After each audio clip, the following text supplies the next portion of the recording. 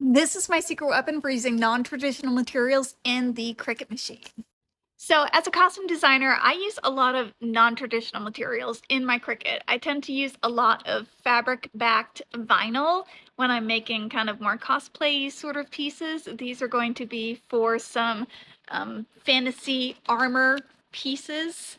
And I found that like when using the regular Cricut sheets, these guys, it doesn't stick well enough. No matter, it doesn't matter if you get like the super sticky ones, whatever, the material does not stick enough, and then it gets jammed, and then you have to start your thing over, and you waste time and you waste your materials. I have a couple of old sheets that I use specifically for this, and they're obviously really ratty, and I don't care what happens to them, but I use this spray adhesive temporary basting spray. This is primarily used by quilters. I use it for that too, but it is remarkably good for getting non-traditional materials to stick to your Cricut mats. I'm going to take the back of my non-traditional material. This is a fabric-backed vinyl, and I'm going to spray it down really, really well with the basting spray. And you want to make sure you're getting every inch of your non-traditional material, because as soon as the blade on the Cricut catches like a bubble, it's going to jam up and it is going to kick it out at you. So you're going to get like every inch of that done, and then you're going to do it on your sheet as well.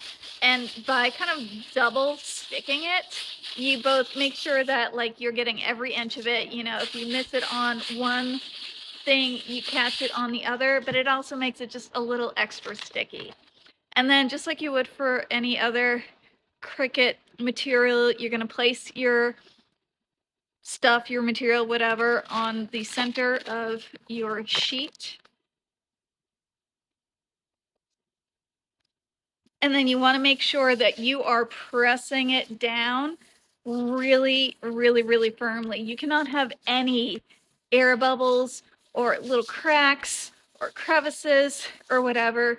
You are getting that pressed down. You can use a squidgy as well if your material will take it, but a lot of times the materials that I'm trying to put through the Cricut, the squidgy is going to mess them up. Like this vinyl has this texture to it, and if I use a squidgy on it, it's going to mess it up. So I'm just pressing like super, super hard down on my non-traditional material, making sure that it is as flush to my sheet as possible. Then you're gonna get your painter's tape.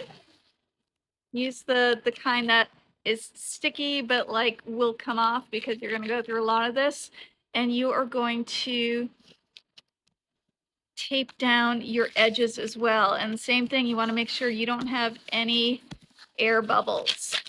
And I have found that it's okay to wrap it around the edges. It actually helps because it like gets a nice smooth edge so that it doesn't catch as easily. I still have, you know, some runs where it catches and it makes a mess, but this has really cut down on my having to recut and redo things, and it means I can get cool little scales like this to make my armor for my current show.